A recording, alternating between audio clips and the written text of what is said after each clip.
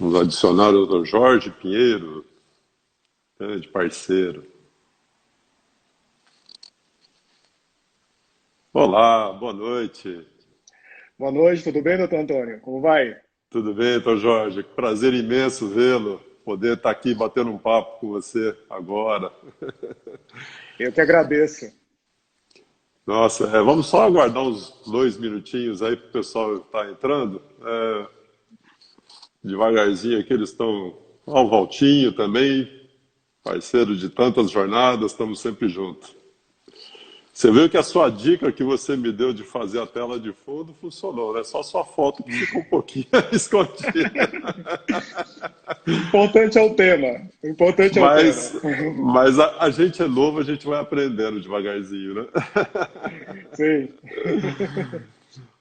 Ô Jorge, antes de mais nada, eu que queria agradecer imensamente, né, esse teu aceite do nosso convite de estar aqui com a gente, né?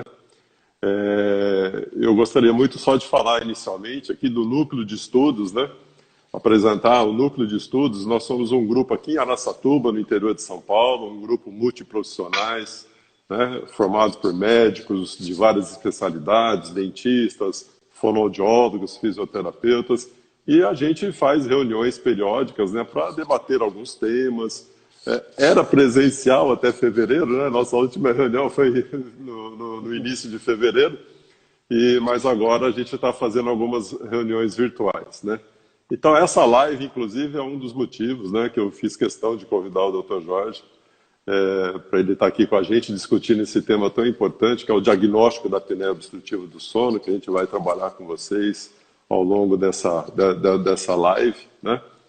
Mas realmente, assim, só para falar para as pessoas que não conhecem, por que esse núcleo do sono ATA, né? Então, é a abreviação do Núcleo de Estudos do Sono, onde a gente tem o prazer de receber vários outros colegas, amigos que vão estar participando aqui com a gente, né? Bom, feita essa primeira apresentação, eu queria apresentar o nosso querido Dr. Jorge, que eu tive o prazer de conhecer pessoalmente no ano passado. Aqui no Núcleo de Estudos, a gente realiza o nosso simpósio do Ronca Apneia do Sono anualmente, né? E nós tivemos a honra de recebê-lo ano passado, que abrilhantou demais o nosso evento.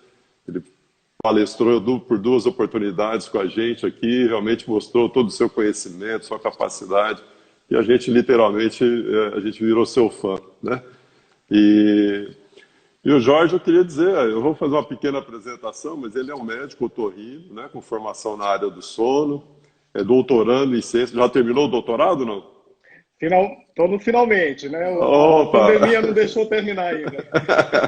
Mas é doutorando pela Faculdade de Medicina Isso. da USP, né, coordenador médico do Laboratório do Sono do Hospital Rubem Beto, é médico da Unidade do Sono do Hospital Alemão Oswaldo Cruz e também é coordenador dos cursos do Núcleo Interdisciplinar de Ciência do Sono, NICS, em São Paulo, né, Jorge? Isso mesmo. E eu gostaria que você falasse um pouquinho para a gente de você, porque você é tão novo e já com tanta bagagem, tanta experiência nessa área do sono, né? Eu que te acompanho bastante nos seus posts, nas suas interpretações dos artigos que você faz com muita maestria, parabéns, né? Diga-se de passagem. Então, eu gostaria que você falasse um pouquinho de você, como é que você se interessou por essa área do sono e já está aí na batalha da jornada. Bom, em primeiro lugar, quero te agradecer pelo convite, né? Dizer que é sempre um prazer e foi muito bom o nosso encontro, encontrar todo mundo ali de Araçatuba e de lá a gente fez uma grande amizade, eu acho, com todo mundo que foi lá palestrar, um evento realmente de alto nível e eu fiquei muito feliz de participar. Bom, o sono para mim, ele foi chegando sem pedir muita licença e foi acontecendo, né? Então, por isso que Aham. eu sou muito a favor de disseminar os conteúdos de sono, porque fazendo um curso de sono, e eu conheci o Geraldo Lorenzi, e só de vista, não fui nem conversar com ele, e me impressionou muito a forma como ele falava de sono, assim como todo mundo Uhum. ali que estava presente. Então, eu decidi, eu quero estudar isso. Eu quero estudar isso e fiquei perseguindo esse propósito. Então, eu fiz 3 anos de otorrino e depois no interior de São Paulo, Presidente Prudente, e depois eu fiz um ano de medicina do sono lá na Faculdade de Medicina da USP eu encontrei uma paixão. O sono me encontrou, eu encontrei o sono e a gente se casou praticamente, né? Então, Que legal.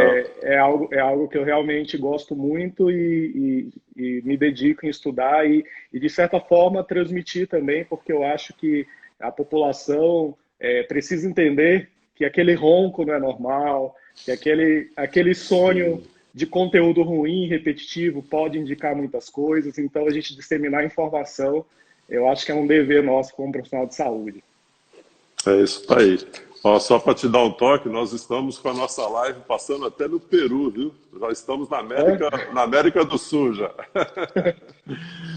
Mas é muito interessante. Realmente essa área do sono ela é apaixonante, né? A gente que já está ali um pouquinho mais de tempo nessa história, nessa lida, né, com um paciente com problema de respiração bucal, a gente começou com crianças, depois a gente foi envolvendo os adultos. Realmente, assim, ela é fascinante, ela nos instiga a buscar cada vez mais o conhecimento, acho que principalmente pelo alto grau da responsabilidade que ela nos implica, né, Jorge? Porque, na verdade, assim, até para o dentista, assim, inclusive, o médico ele já está mais acostumado com mortalidade, com doenças mais de grau de gravidade mais altas, né? Mas o dentista a gente não está acostumado com mortalidade. E a área do sono, principalmente o tratamento dos distúrbios respiratórios do sono, ela envolve um certo grau de mortalidade, né? Então, o nosso grau de responsabilidade ele aumenta muito, né? Então, essa questão de você se preparar, de estudar, é extremamente fundamental. Bom, mas já que nosso tema é diagnóstico, eu gostaria de começar fazendo um diagnóstico da situação. Então, né? Eu sei que muitos já conhecem a situação que a gente vive no país, mas vamos falar assim, o Brasil ele é o terceiro país do mundo com maior índice de pacientes apneicos, né? E nós temos realmente uma necessidade de tratamento muito grande, né? Segundo alguns trabalhos americanos, né, por volta de 20% dos pacientes apneicos, eles não são diagnosticados, né? Perdão, são diagnosticados. Existem outros trabalhos que falam em torno de 15%, depois você pode até elucidar isso melhor também. Ou seja, no universo nós temos aí em torno de 80% a 85% de pacientes que sofrem com essas patologias e não são diagnosticados, sequer têm alguma atenção a essa sua necessidade importante da saúde, né? Então eu gostaria de perguntar para você o seguinte, Jorge, o que nós fazemos com esses 80% dos pacientes que estão com problema de saúde séria, aí, no caso das apneias, hipopneias e problemas de distúrbios respiratórios? O cenário ele não é muito animador, né? Pelo menos quando a gente fala do presente. Então, você colocou muito bem. A gente tem uma doença muito prevalente, porque se a gente for pensar, por exemplo, hipertensão arterial, né? É uma taxa ali de prevalência em torno de 12 a 15%. Diabetes, não chega a 10%. E a gente tem programas específicos para essas doenças, seja na rede pública, e a gente tem um número muito maior de profissionais dando a devida atenção. Uhum. Então, quando a gente fala de apneia do sono, a gente fala de uma doença que ela tem uma interface enorme com diversos outros problemas, né? Tem com a hipertensão, por exemplo, a gente sabe que hoje a principal causa de pressão alta que não controla mesmo com medicamento otimizado é a apneia obstrutiva do sono. Tem interface com diabetes, tem interface também até com acidente vascular cerebral, enfim, com diversas doenças crônicas. E também com má qualidade de vida. Diminui a produtividade do trabalho, diminui a produtividade na escola, né? Porque é uma faixa, Uhum. a apneia do sono ela pega uma faixa de criança ao idoso. Então Sim. a gente tem ali um grupo muito grande e 80% a 85%, já teve trabalho até dizendo 90% das pessoas que têm apneia do sono não chegam ao diagnóstico. E aí eu acho que a grande questão é por quê, né? Você fez essa pergunta com muita propriedade. Por que que nós não estamos chegando ao diagnóstico? Eu acho que a gente passa por diversas nuances. A primeira delas é as pessoas identificarem que roncar, por exemplo, não é um processo natural da vida. Porque parece que a gente nasce, cresce, casa, engorda, tem filho, ronca e morre, né? É verdade. Então, Faz roncar não é parte um da processo evolução, natural. né? Exato. Então, assim, a primeira questão é essa, as pessoas entenderem essa mensagem, que ronco, ele pode ser um sinal de doença e doença séria. Outra questão muito importante, que eu acho que nós, profissionais da área da saúde, ainda estamos caminhando com relação à formação na área do sono. A nossa anamnese é muito direcionada para questões do dia, né? A gente nunca pergunta para o nosso paciente se ele ronca, se ele acorda descansado. São perguntas muito simples. E isso é geral. É odontólogo, é médico, é nutricionista. A gente não tem isso na nossa formação, tem mudado, né? Então, às vezes, esse paciente ele está pedindo para a gente para ser avaliado e nós não estamos percebendo, devido a essa questão da nossa formação que ainda é deficiente. E um terceiro problema que eu acho muito mais sério é que é o seguinte, a gente não tem um acesso ao método diagnóstico em muitos lugares do país. Às vezes o próprio paciente ele não tem acesso por uma questão financeira. Então, se você pensa numa cidade de 150 mil habitantes, é o número mínimo de habitantes para suportar um laboratório do sono com um leito. E a gente sabe que, com relação a rendimento de realizar o exame, não é algo que te traz muito retorno. Porque o laboratório do sono, para você montar dentro dos critérios que são preconizados pela Academia Americana, pela Associação Brasileira do Sono, então você precisa de um investimento, de certa forma, alto. E por isso inviabiliza de você ter em diversos lugares, né? Então a gente tem esse cenário que é um pouco caótico. Isso está impactando diretamente nesses pacientes. Esses pacientes eles estão com doenças crônicas que não estão sendo bem controladas, não estão sendo otimizados os tratamentos e muitas vezes a resposta está ali, está no sono, né? Está na noite. Então eu acho que o cenário é esse, né? E aí por isso que hoje existe uma busca incessante, isso não é aqui no Brasil, isso é em todo o mundo, por métodos que facilitem esse diagnóstico, que tragam de forma mais fácil. Jorge, você falou bem a questão assim dos profissionais, né? A gente não tem esse treinamento ou esse alerta de fazer essa investigação em relação às condições do sono dos nossos pacientes. E além dos próprios profissionais de saúde não estarem com foco nesse aspecto, existe um outro problema que eu também acho muito sério, que contribui bastante também, que é até a desinformação da própria população, né? Sim. Porque muita gente vai atrás de fazer um preventivo, e é importante, lógico, tem que ser feito, mas vai atrás de um preventivo cardiológico, vai atrás de um preventivo de várias outras áreas da saúde, mas esquece de que, ou pelo menos não sabe, não tem esse conhecimento de que muito dessas patologias, desses problemas, tem uma relação muito íntima com o sono, como você falou no começo. Então, assim, você também não enxerga que é importante a gente tentar, de alguma forma, nem se fosse individualmente no nosso microcosmos, mas através das nossas associações também, tanto dos médicos, dentistas, de fazer um trabalho de divulgar melhor isso para a população, no sentido de olhar o seu sono com um pouco mais de cuidado, um pouco mais de carinho, um pouco mais de responsabilidade, porque, na verdade, eu enxergo, e eu fiquei muito feliz de ver essas duas últimas lives suas com João II, né? Porque, na verdade, assim, é uma visão muito interessante.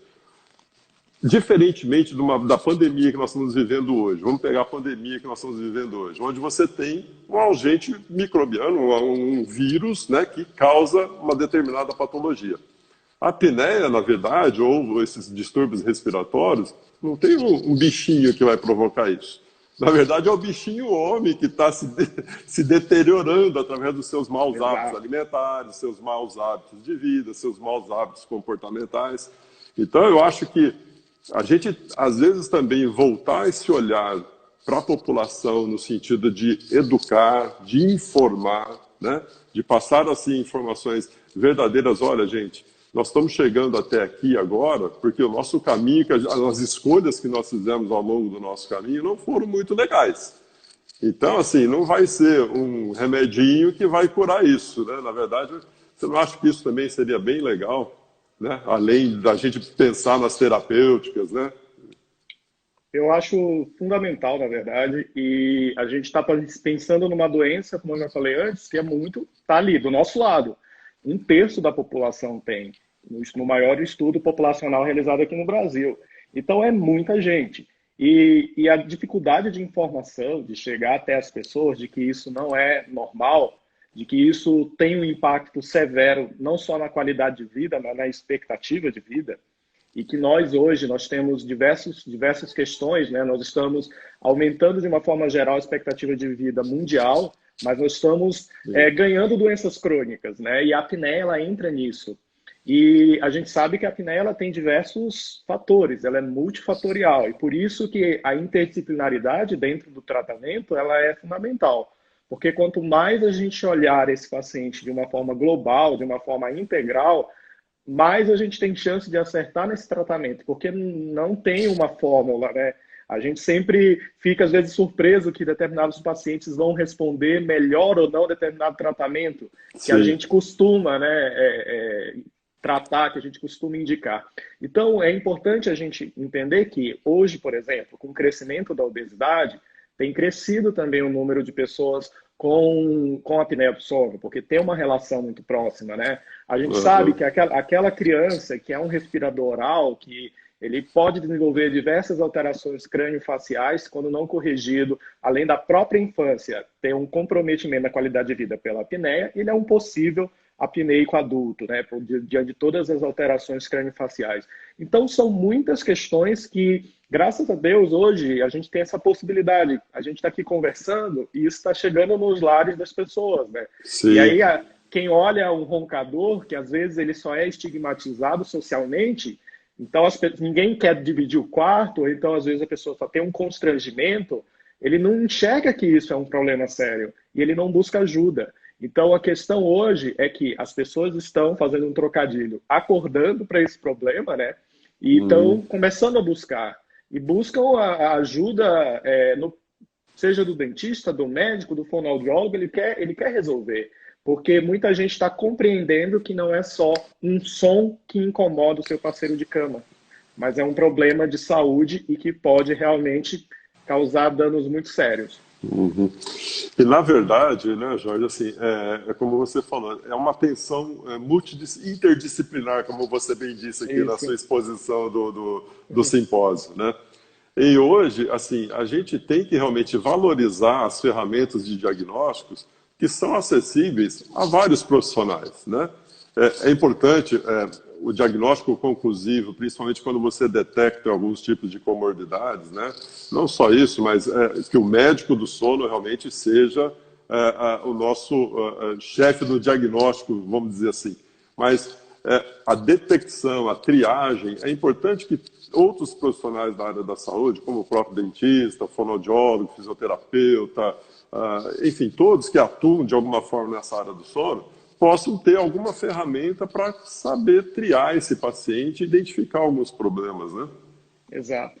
Eu acho que a primeira questão é uma história completa, né? Então, esse paciente está na nossa frente, a gente tem que começar a incluir os questionamentos da qualidade de sono no nosso dia a dia. Mesmo que você não trabalhe diretamente com sono, eu acho que tem muita gente que está nos assistindo agora e não é um profissional especialista em sono, mas essa pessoa às vezes está na sua frente. Então, o dentista ele está olhando às vezes que tem alterações dentárias importantes, tem marcação na língua, ele faz uma oroscopia, vê que o paciente tem uma amígdala grande, então às vezes não nos custa perguntar, você dorme bem? Você ronca? Muitas vezes o paciente...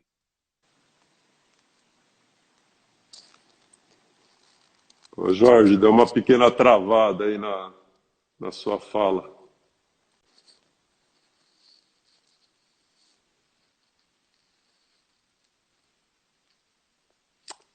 Travou para todos? Acho que travou um pouquinho o seu vídeo. Voltou. Recebi uma ligação no meio da live. Ah, tá. Que aqui em São Paulo está muito ruim a conexão, estou usando o próprio 4G. E por isso que eu não consegui. Então, voltando ao que a gente estava falando, né, às vezes o paciente está ali na frente da gente. Então, a gente tem que começar a incluir a busca dessas informações. Né? Você dorme bem, você ronca, você acorda disposto. São situações que já vão indicar para um possível problema relacionado ao sono. Uhum. Dentre essas ferramentas que a gente disponibiliza mais, assim, né, a nível de consultório, a nível dos profissionais da área da saúde, A gente tem desde os formulários, né, os questionários que deveriam ser mais utilizados, né, como você falou, mas, de uma certa forma, eles não são suficientes para você até mesmo fazer uma triagem, né, Jorge? É mais para você fazer alguma identificação, perceber algumas características, mas só fazer a questão da anamnese ali dirigida através de questionários já não seria tão suficiente, né? Sim, na verdade, os questionários, eles são para, por exemplo, um profissional que não é necessariamente especialista em sono, ele tem um direcionamento para buscar algumas informações. Mas o ideal realmente é a gente ter um segmento disso com exames complementares, né? E aí que eu acho que vem o grande desafio para a gente que está ali diante do paciente e a gente tem que aquela realidade, a gente precisa pensar rápido, né? Você tem aqueles 15, 20 minutos, meia hora, não sei quanto tempo que você está diante do seu paciente, e aí você precisa decidir um exame que responda às expectativas do que você busca, que seja um exame que seja possível para aquele paciente, ele consiga fazer, isso avaliando condições clínicas, recursos financeiros e disponibilidade. Então, é muita coisa para você Exatamente. pensar, tomar uma decisão, né? E essa decisão nem sempre ela é muito fácil.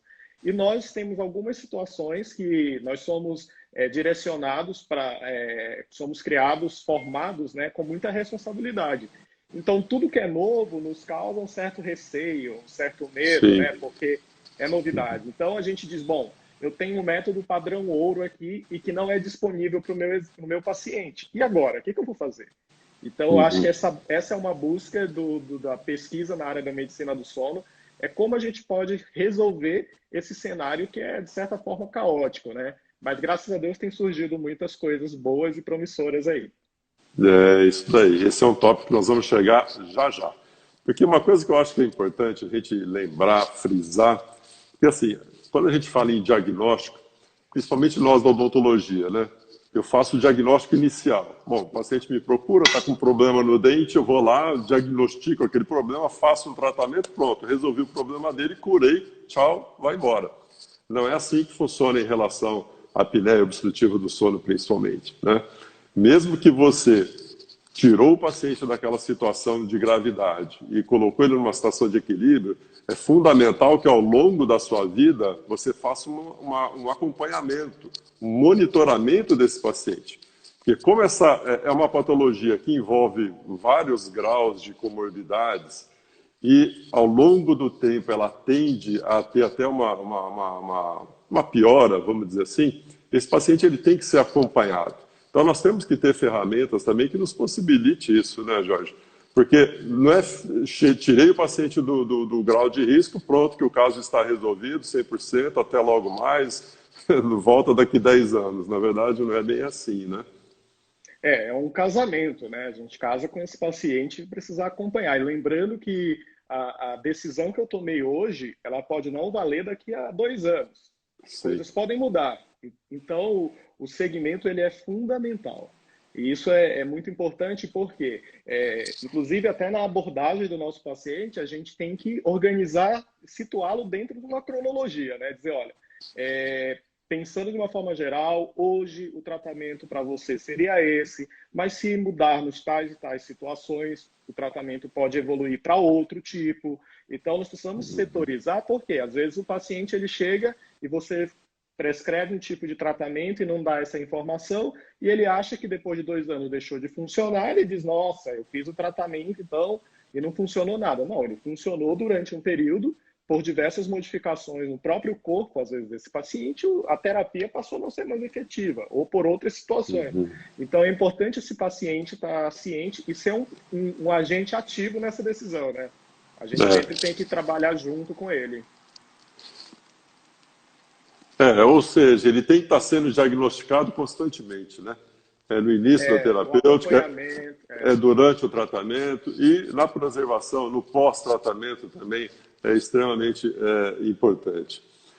Você citou a questão das novas tecnologias. Esse é um ponto importante para a gente estar trabalhando aqui na nossa live. Eu gostaria que você fizesse, você que está até na sua tese de doutorado, você está trabalhando com esses novos recursos tecnológicos, né?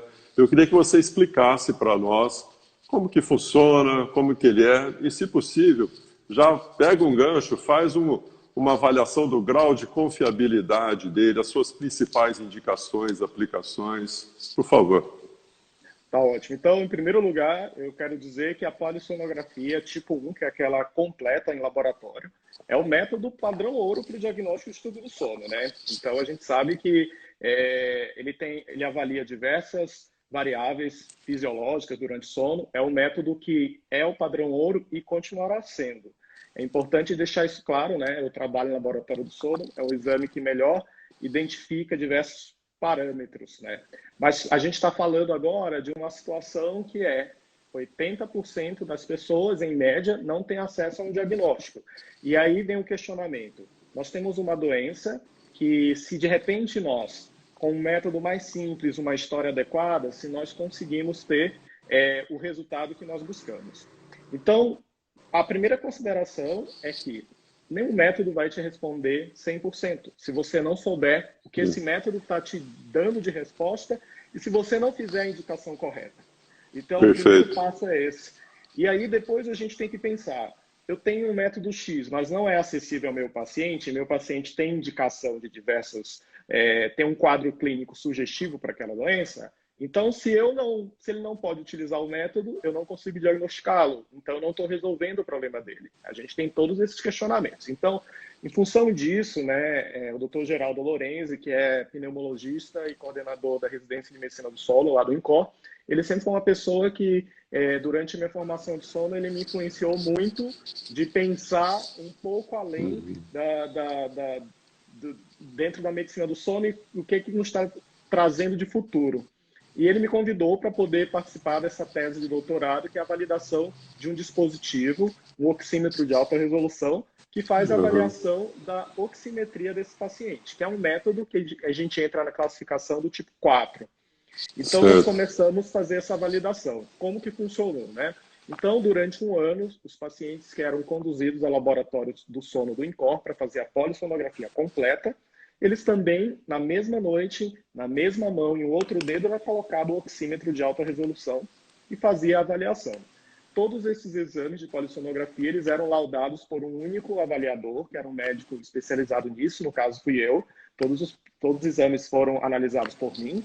E a análise desse dispositivo era feita por uma inteligência artificial, porque esses dados eram coletados numa nuvem e no dia seguinte já tinha analisado.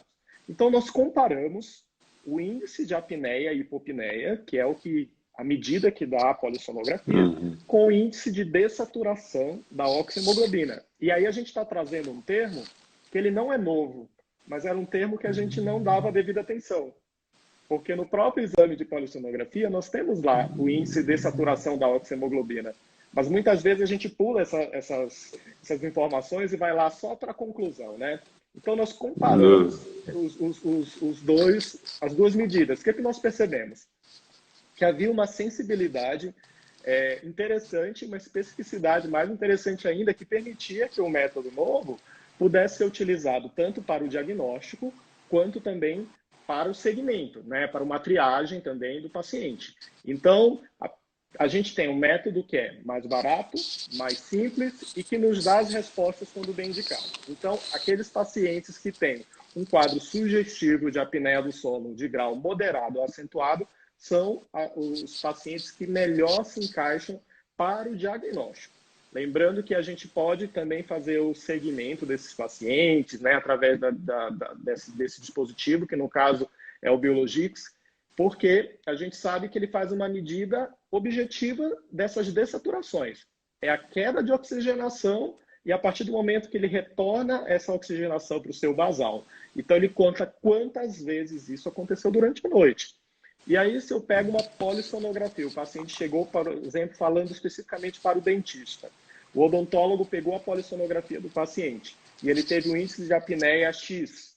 Então, é importante a gente relacionar o próprio índice de saturação que está na polissonografia para depois seguir esse paciente com Biologix. E aí você tem uma medida objetiva para fazer os ajustes necessários no aparelho intraoral que for instituído.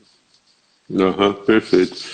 Você sabe que, assim, Foi até motivo de uma das reuniões que nós tivemos aqui no nosso núcleo de estudos, né, uma discussão em torno dessa polissonografia tipo 4, da oximetria, em relação exatamente isso do diagnóstico.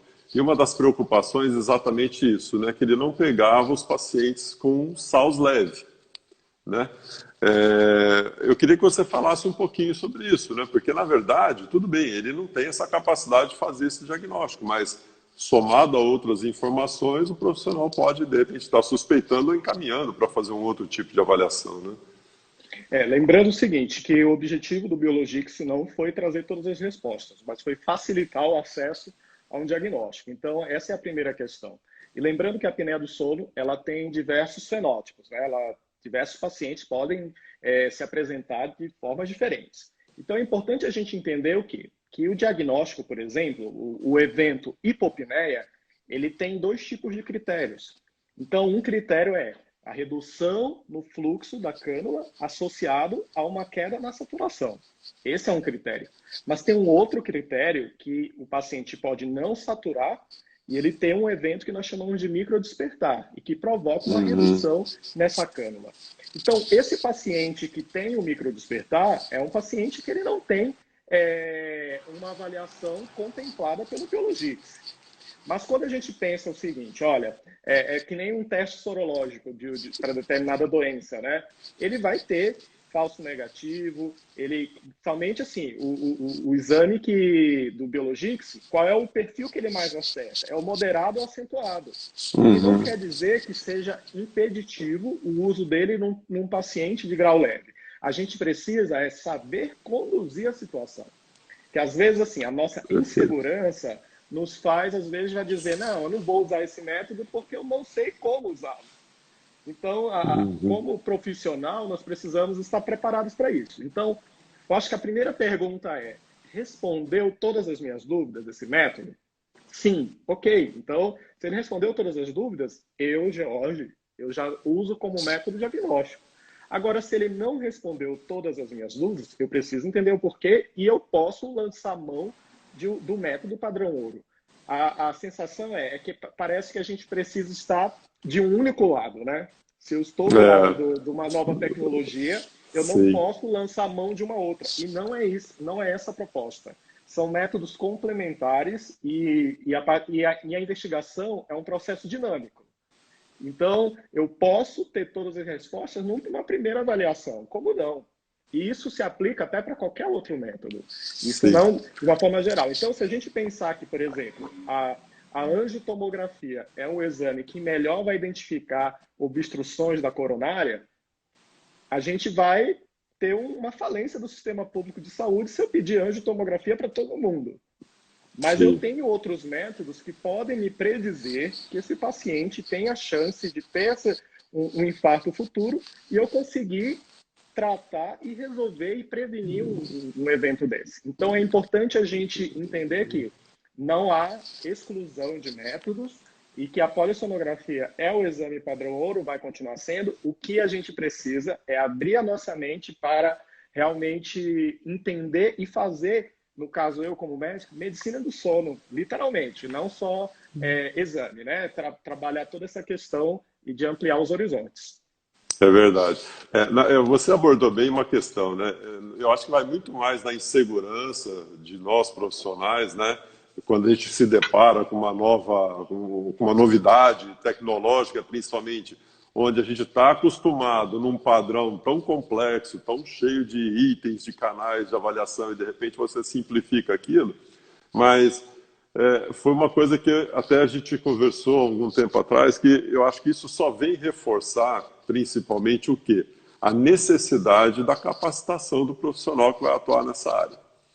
Porque quanto mais eu estudar, quanto mais eu me capacitar, quanto mais eu me treinar, meu olho clínico, minha anamnese, meus outros recursos de avaliação, na verdade, esse vai ser mais um dado importante, né, que vai me fazer chegar a uma situação conclusiva.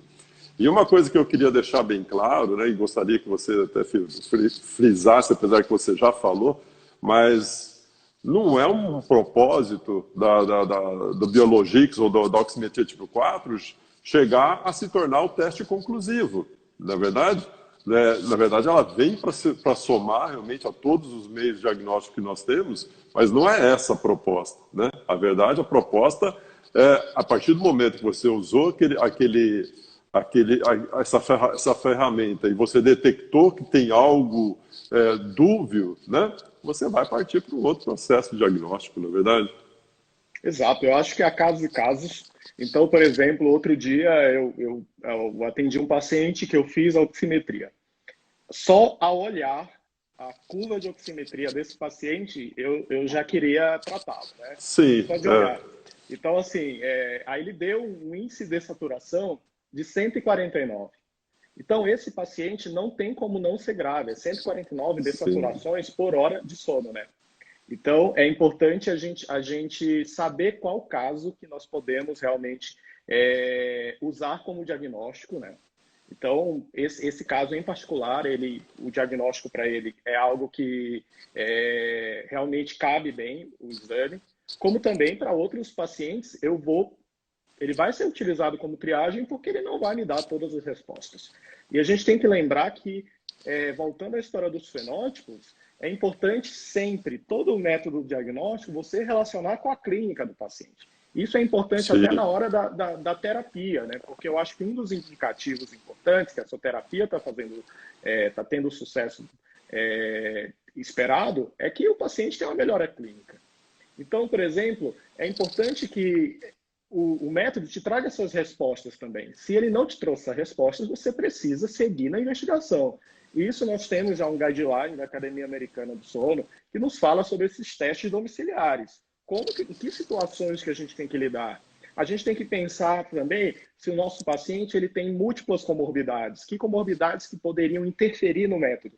Por isso que eu acho, antes de escolher o método, a gente precisa entender o que esse paciente tem, e eu acho que a anamnese, mais do que nunca, faz uma diferença, que doenças que ele tem, que medicamentos que ele usa, e que tecnologia é o método que eu estou pedindo, independente dele qual for. Porque, às vezes, dependendo de alguma doença, aquela tecnologia não vai te dar a resposta correta. E aí, entender qual o melhor perfil realmente. Então, por exemplo, pacientes jovens, pacientes que não têm um perfil de dessaturação, talvez o método ele não te dê as respostas que você necessitaria. O que não quer dizer que você não possa fazer o exame. Você pode realizar o exame, mas ele vai ser um exame de triagem e ele não vai te dar todas as respostas. E aí você precisaria lançar mão. A questão eu acho que o grande questionamento é como que eu posso facilitar uma primeira análise desse paciente. Então, uhum, a gente tendo um método mais barato e mais simples, a gente facilitaria isso. perfeito. É o que a gente estava falando lá no início, né, quando a gente fez o diagnóstico da situação do nosso país, né? Nós precisamos ter uma ferramenta que nos ajude a, pelo menos, olhar para esses 80% que não tem uma condição de atenção da saúde da apneia, né, em relação à apneia, mas para que a gente possa realmente, de alguma forma, tá trabalhando isso com eles. Tem uma pergunta aqui do Rogério Santos, que ele pergunta, ele faz a seguinte colocação. Se entendi, a validação foi feita em pacientes encaminhados para o laboratório do sono. Você não acha que a validação deveria incluir indivíduos sem queixas? Assim poderia realmente ser utilizado para a triagem?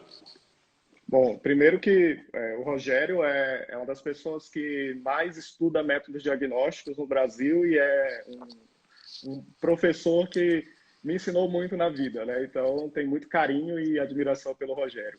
Bom, a primeira questão é que essa validação a gente tinha poucos critérios de exclusão. A gente excluía principalmente doenças pacientes que usavam O2, pacientes que tinham insuficiência cardíaca descompensada e outras situações. Eram pacientes que vinham direcionados para o laboratório do sono e que a gente não eram direcionados por nós. Eles vinham e faziam o exame. Então, o paciente fazia os dois exames juntos. A intenção foi que a gente tivesse esse grupo mais heterogêneo para entender realmente os mecanismos que poderiam estar intrínsecos ali no diagnóstico, poderiam interferir ali na nossa análise, e que aí a gente, pensando na questão dos sintomas, a gente, Uhum. coincidentemente, a maior parte dos nossos pacientes realmente eles tinham ou apneia do sono moderada ou apneia do sono acentuada. a gente teve um número pequeno de pacientes que tinham apneia do sono leve, mas que é algo esperado mais ou menos por um laboratório do sono que atende pacientes do SUS. Então, é um laboratório que acaba recebendo pacientes com um perfil de suspeita muito forte. Então, o que eu penso é o seguinte, a gente, a partir de agora, está seguindo com novas análises que essa primeira validação não nos trouxe todas as respostas. Então, a gente está estudando alguns grupos de determinadas doenças, a gente está estudando alguns perfis de pacientes, mas com relação a pensar na triagem, como você perguntou, Rogério, que o interessante era que a gente tivesse, sim, mais pacientes ou sem queixas ou com índice leve. E aí a gente teria uma análise melhor com relação a isso. Mas durante esse ano aí, o Laboratório do Sono, atendendo pacientes encaminhados da rede pública, a gente tinha realmente um perfil de pacientes mais moderados ou acentuados. Jorge, a gente sabe, né, que nenhum exame, como você já comentou também, nenhum é perfeito, nenhum é 100% eficiente. Então nós temos aqueles exames que podem nos dar situações dos falsos positivos, que eu acredito que até a polissonografia tipo 1, infelizmente eu já tive situações de avaliar nessa situação, pela condição do paciente, ele não ter se sentido bem lá no dia do exame, do laboratório, enfim.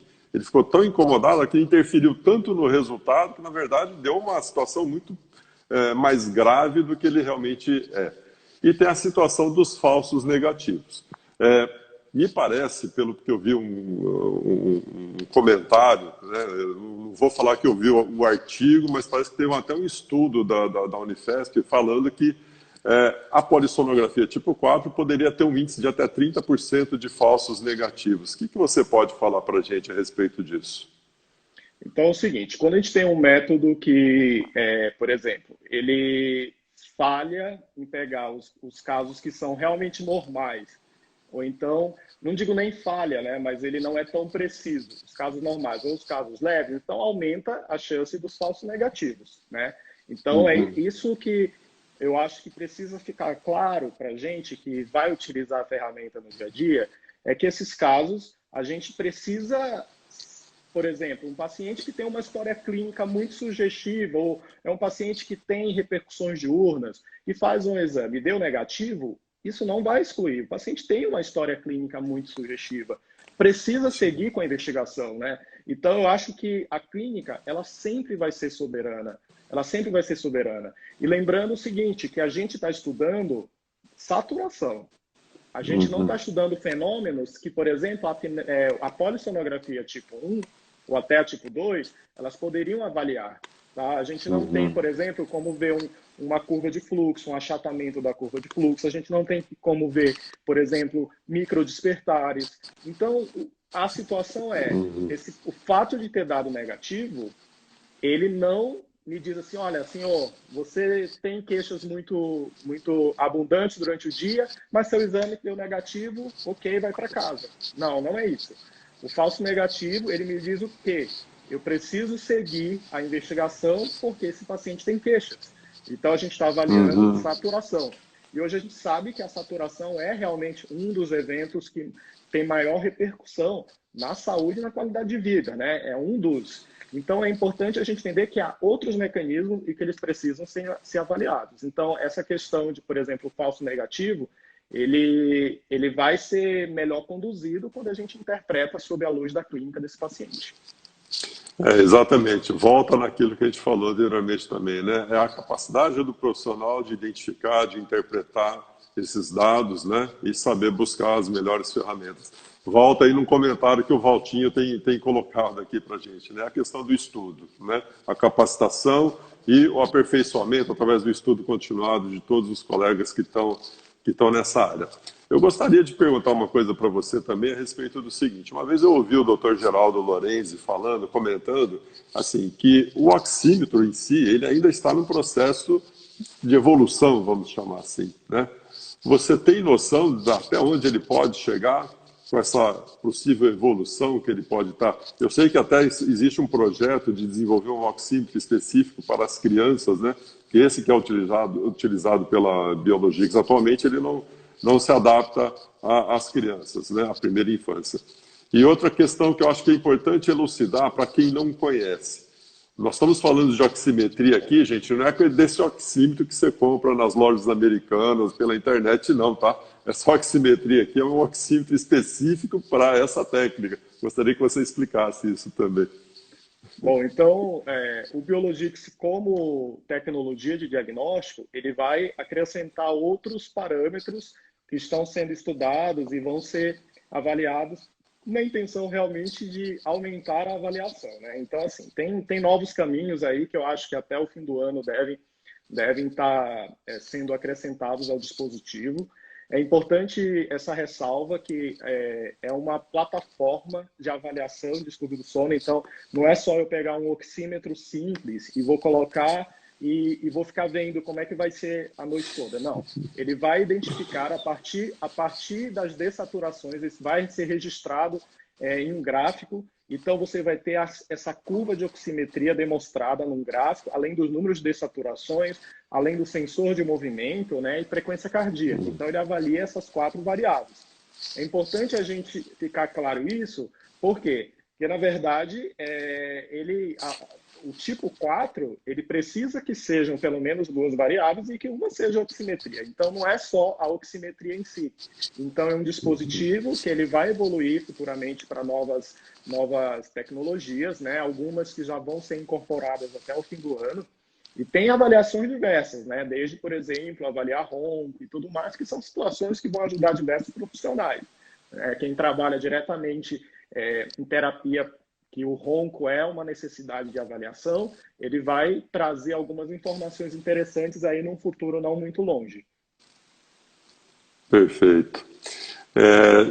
Tinha uma pergunta aqui, não sei se está bem encaixada no tema da gente, mas uma dor orofacial crônica trouxe distúrbios do sono ou são os distúrbios do sono que ajudam as dores crônicas não sumir? Não está bem no tema da live, mas acho que você pode responder para não ficar sem resposta do colega. Tudo bem. Isso é uma relação bidirecional. O que a gente sabe é o seguinte, que dormir mal, ele diminui o limiar de dor. Então, a gente sabe que tem alguns genes que eles são reguladores da dor, né, do controle de dor, e que eles são, digamos assim, regulados durante o nosso sono.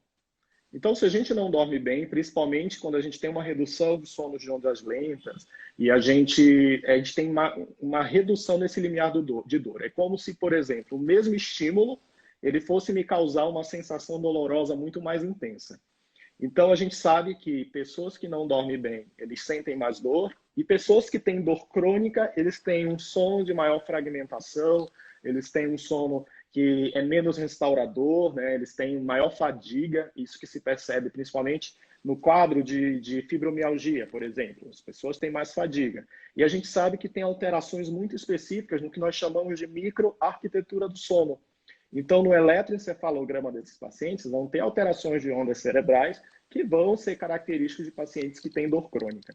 Então, o que a gente fala é o seguinte, todo paciente com dor crônica, ele precisa ser também tratado para questões do sono. E vice-versa. A gente precisa atuar nesses pilares. Não tem como você avaliar um paciente com dor crônica e ignorar o sono. O sono, ele tem um potencial, uma potencial ação aí nesse controle de dor. Perfeito. Eu gostaria de, ainda a respeito da questão do diagnóstico e da utilização desse sistema Biologix, a gente está falando porque é a única marca que nós temos aqui no país, né? Então não tem problema de estar citando o nome comercial.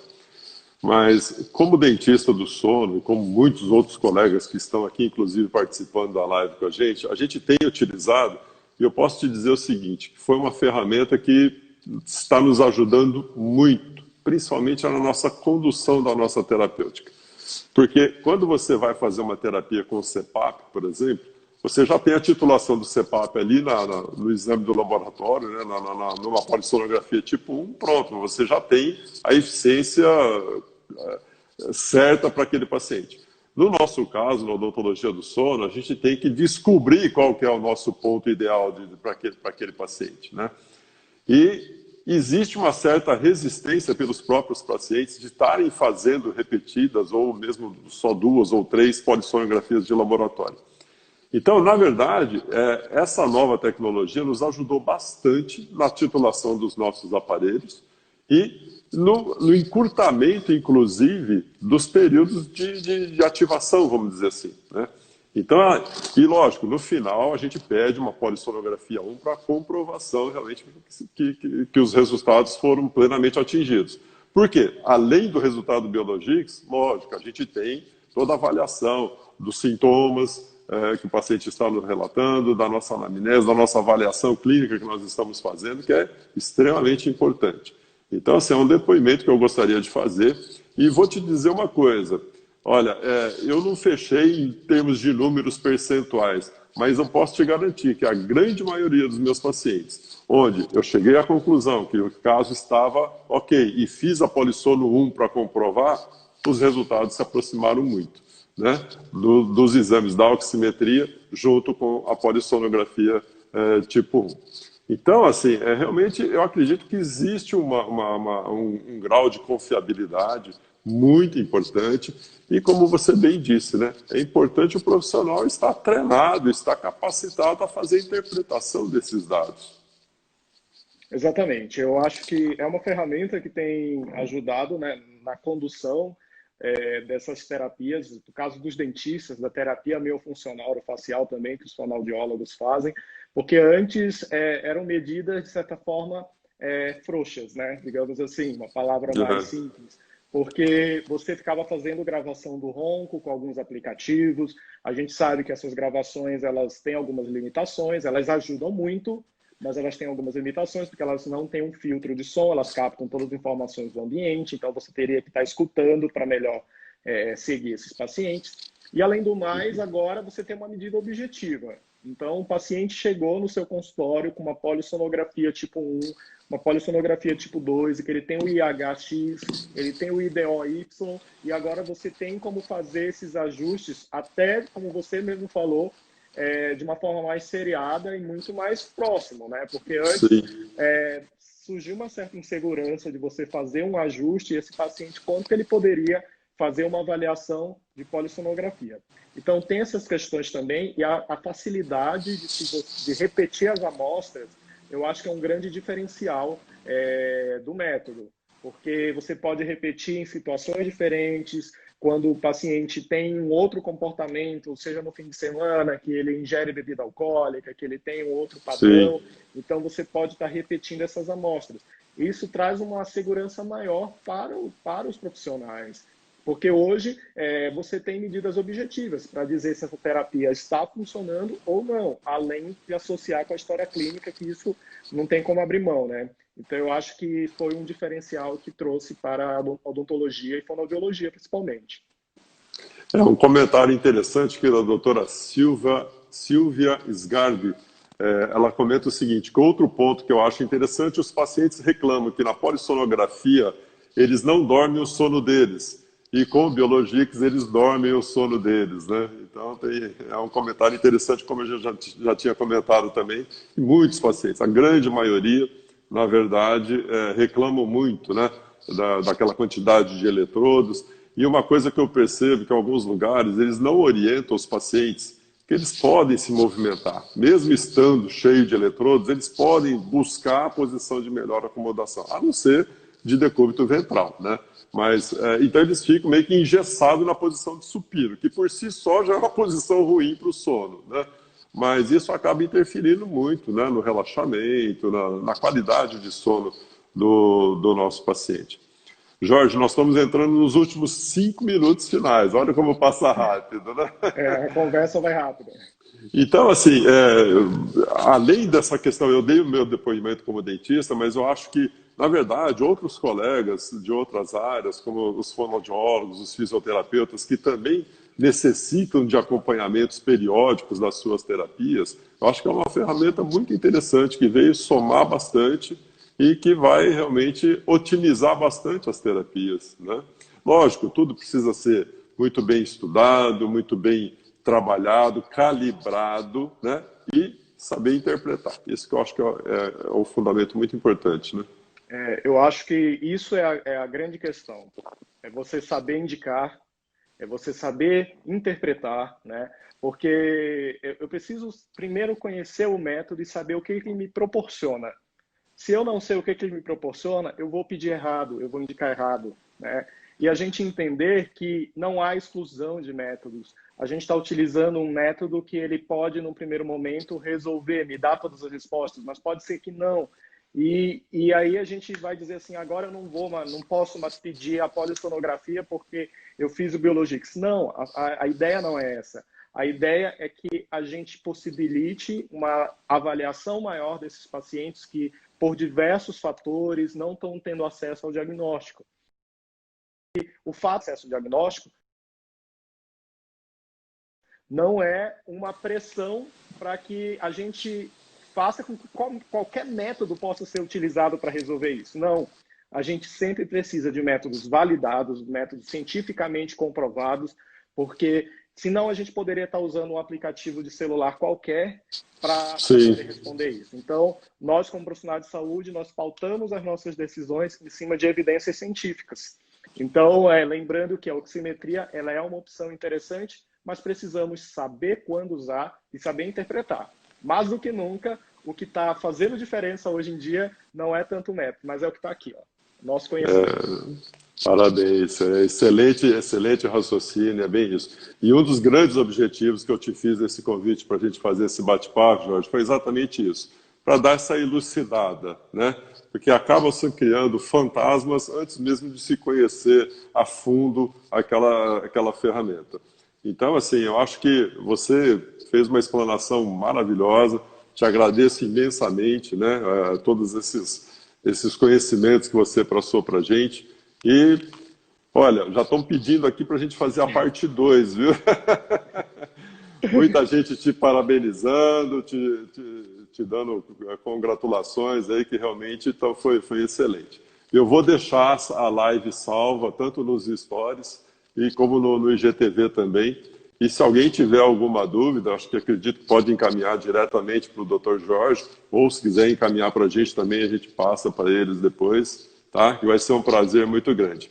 Mas eu acho que é bem isso, eu acho que nós temos sim que nos aproximar dessas novas tecnologias com cautela, não com medo, com cautela, com responsabilidade, né?